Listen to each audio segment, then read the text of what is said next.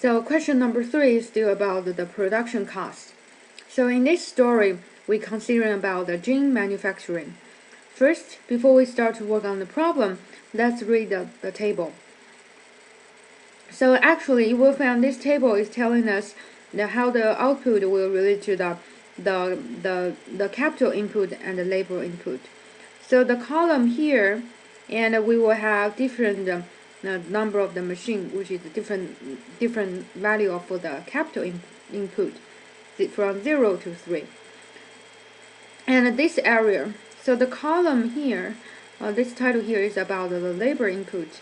So the worker per day, so we can have 0 worker up to 8 workers. So different combination between capital input and the labor input will have different output of genes, different number of genes produced. But now I want to ask you to look at this row, this column and this row. So they are all 0. Why? So because this column is 0 because they have 0 labor input. So no matter how many machines you have, if you don't have people to operate it, you still cannot have the production. And how about the row here, all 0?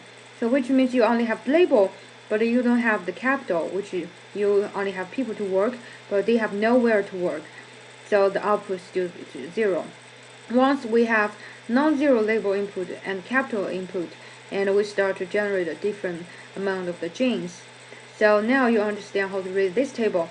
Let's look at the question. So the compute the production function for gene given the 2 serial machine, and compute the marginal physical production in the table below. So now we can see the possible capital input in this table is from 0 to 3, but this question has already told you we only have 2 sewing machines. So now what you should do is just emphasize this column when the sewing machine equal to 2. So that is the condition the question gives to us. So we have 2 sewing machines. So now let's look at the blank. It asks us to fill in the labor output and the marginal physical production. So when we have labor input equal to 0, and the labor output is 0 as well, because there is no labor to work on the machine. So when we have the labor input equal to 1, and we have the output equal to 20, and so the labor output is 20. How about the marginal physical production? So when we increase the labor input from 0 to 1, our labor output increased from 0 to 20, so that is 20. How about next? So when we have 2 labor inputs and the corresponding output is 46, so the labor output is 46. And what is the marginal physical production, which means if we increase 1 more labor input, how much labor output will change? So from 1 to 2 labor, our labor output increased from 20 to 46. So the marginal physical product is equal to 46 minus 20, and you'll get 26. And the next, when we have 3 outputs, when we have 3 inputs, and we have 64 outputs. So the MPP equal to 64 minus 46, and you will get 18 output. So you can use the same method to fill in the rest of the blanks.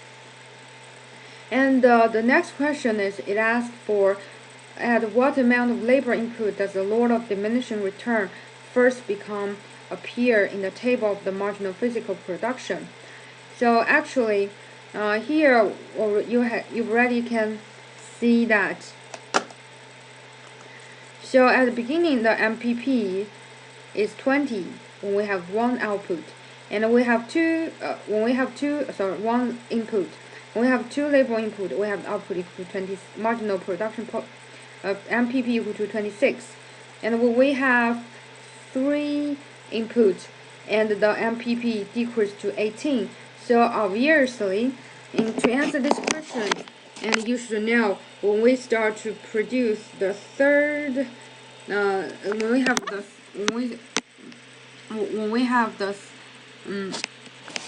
third label input and the MPP start to decrease.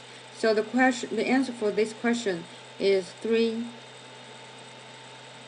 worker per day, and we will start experiencing the law of diminishing return.